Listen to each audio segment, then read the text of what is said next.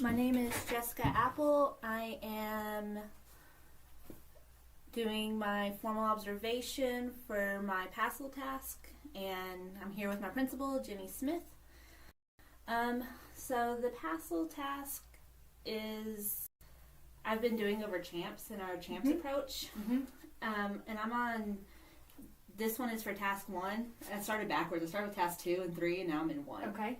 And so for the next 2 steps, it's the implementation of the plan. Okay.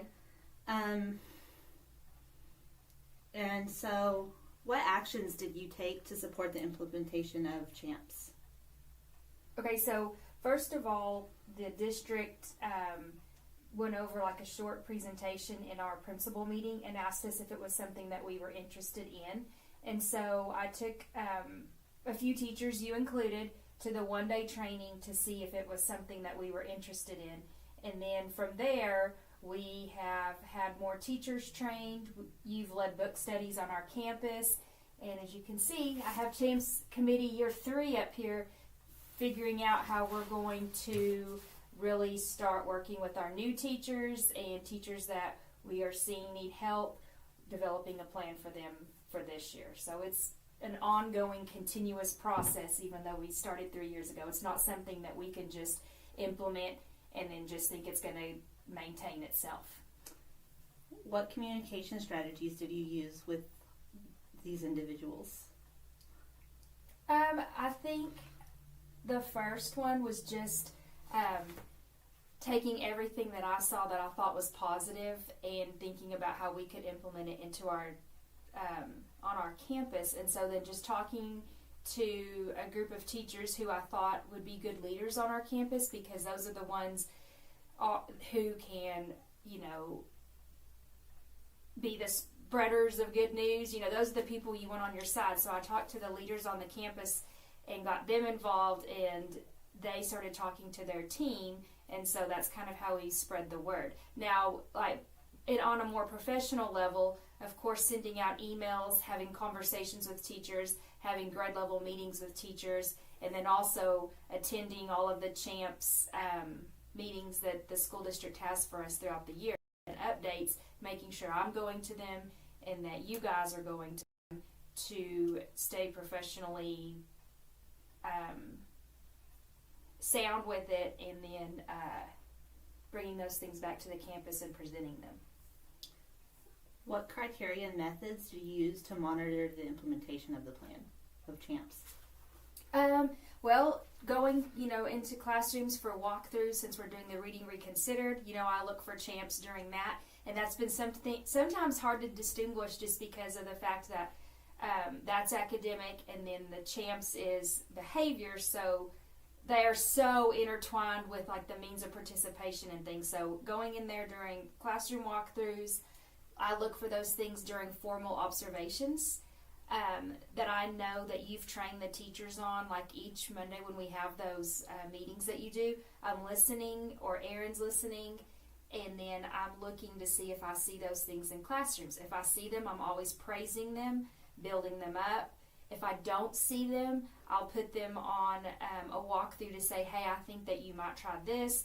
Or even on their formal observation, we use CHAMPS here at our school. I noticed that you're not using a call to attention. If you would, wait till you have 100% attention before you move on.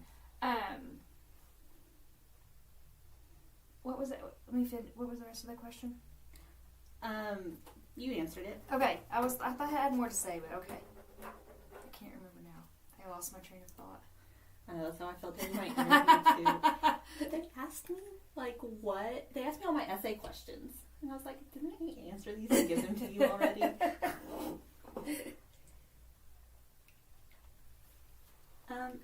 How effective was the implementation of the plan of CHAMPS? Oh, because I know we've gone from a C to a B. Yes. So that shows academic growth. Yes. Okay, that was something else I was going to tell you about. Was I look at office referrals, and I look at trends, and I look at teachers who have quite a few office referrals. So then I dig deeper, Aaron does too, and we look to see what's going on in that classroom. And 9 times out of 10, when I go in there, they're not reviewing their CHAMPS. I mean, the teachers who are using it with fidelity and consistent in their classrooms, I don't get office referrals out of them. The ones who can't get their mind wrapped around it and who can't be consistent with it, those are the ones I'm getting office referrals with. So part of my goal next year, or this coming year, is we're going to look at the teachers who had quite a few office referrals and try to go in and help those teachers with, of course, academics, but trying to tie that CHAMPS in a non-threatening way with them. So what was your question on that?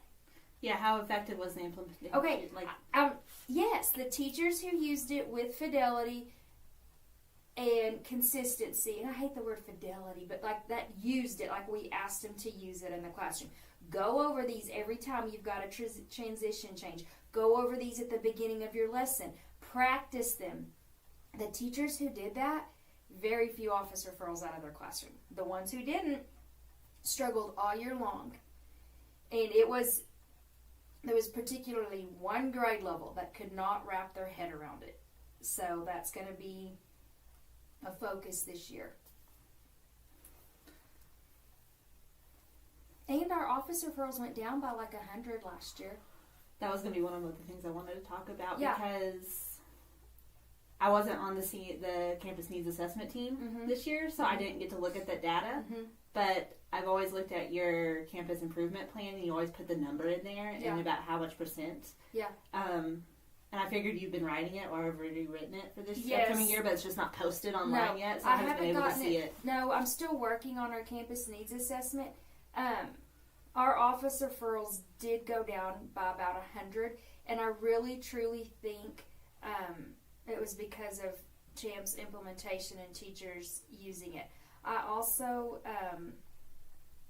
think a little bit of it had to do with the fact that Erin kind of revamped her system a little bit by talking about the office referral worthy and not office referral worthy, which she talks about every single year.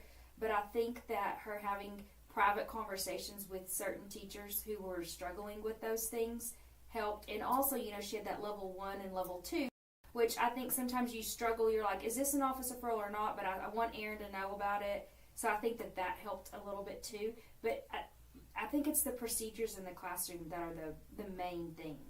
And I think the leveled help with the CHAMPS too. I do too. Because it made followed it. Yeah, and you had to think about, am I following it? Because if I'm not, I'm being held accountable. So. And that's the thing, Jessica, is those are the difficult conversations that you have to have when you know somebody's not following what you've asked them to do. And it's nothing personal. It's just you want them to try this with consistency. And we even had some people who were, naysayers about it at first, kind of like, eh. And guess what? Some of them got on board, but the ones who didn't, their classrooms were tanking last year. That has been the hardest thing, especially this year was weird with lead teacher because I had a lot of those issues, and it was hard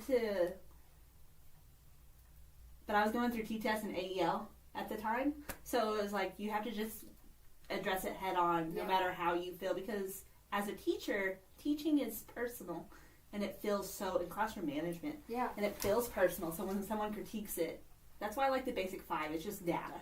This is your data. Because it's hard to argue with star scores. These are your scores. Yeah.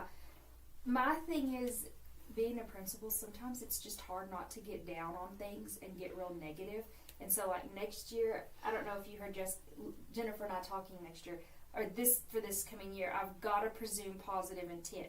And so when I'm talking to a teacher, I feel like I need to really plan out what I'm going to say more and talk and think about, how can I get into their brain, because like you said, it is personal, and y'all aren't doing stuff to screw up on purpose. It's not like you're sitting here saying, I'm going to screw this up today. So I've got to remember you have positive intent in everything you do.